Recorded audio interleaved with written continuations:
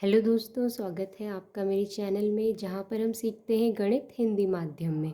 और हम सीख चुके हैं कक्षा 6 के पहला चैप्टर और कक्षा 6 का दूसरा चैप्टर। और आज हम शुरू करने जा रहे हैं कक्षा 6 का तीसरा चैप्टर, जिसका नाम है संख्याओं के साथ खेलना। तो संख्याओं के साथ खेलना इस चैप्टर में हम सबसे पहले आज सीखेंगे गुणनखंड और गुणज किसे कहते हैं। तो सबसे पहले हमारा हेडिंग है गुणनखंड और गुणज। तो देखिए, गुणनखंड को सबसे पहले हम देखते हैं। अगर हम लिखते हैं 10, तो हम 10 को और किस तरीके से लिख सकते हैं। हम 10 को लिख सकते हैं 2 गुणा 5।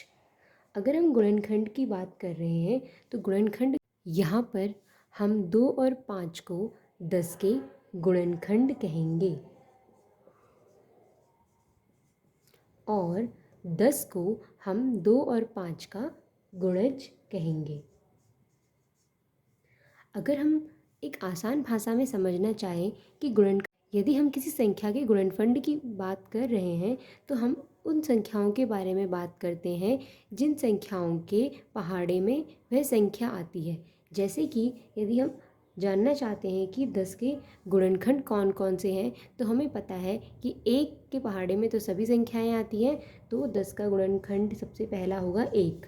उसके बाद जैसा कि हमने यहाँ ऊपर लिखा है 2 गुणा 5, यानी कि 2 के पहाड़े में भी 10 आता है और 5 के पहाड़े में भी 10 आता है। और हम जानते हैं कि 10 के पहाड़े में भी 10 आता है।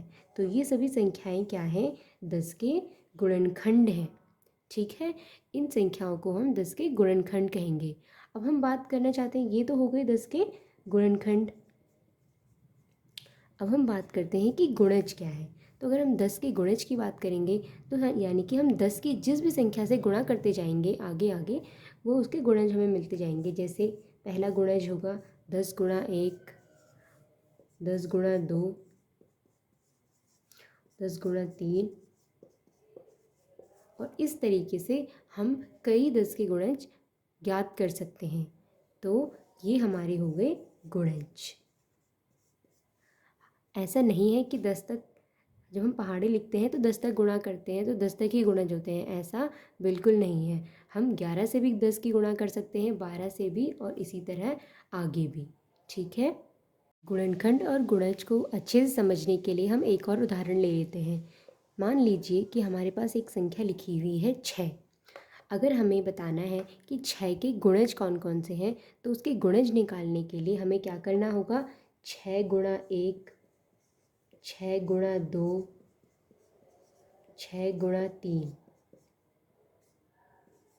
इसका मतलब होता है कि जिस संख्या के हम गुणज निकाल रहे हैं उसके हम किसी भी संख्या के साथ गुणा करते हैं और उस संख्याओं के गुणा से जो गुणनफल हमें मिलता है उसी को ही हम बोलते हैं कि ये उस संख्या का गुणज है, ये उन संख्याओं का गुणज है। जबकि अगर हमें गुणनखंड की बात करनी है तो हम जानते हैं कि 6 किस किस के पहाड़े में आता है। 6 को हम 2 गुणा 3 लिखते हैं। अब 6 देखते हैं और किस किस के पहाड़े में आता है, तो हमें पता है सबसे पहले 1 के पहाड़े में आता है, 2 के पहाड़े में आता है, 3 के पहाड़े में आता है और खुद के पहाड़े में भी आता है। तो ये संख्याएं 6 के गुणनखंड होंगे। ठीक है, जबकि यदि हम 6 के साथ किसी भी संख्या की गुणा करें, चाहे वो 5 है या 6 है, तो जो भी 6 के साथ किसी भी संख्या की गुणा करने से जो गुणनफल आएगा वो उसका गुणज कहलाएगा।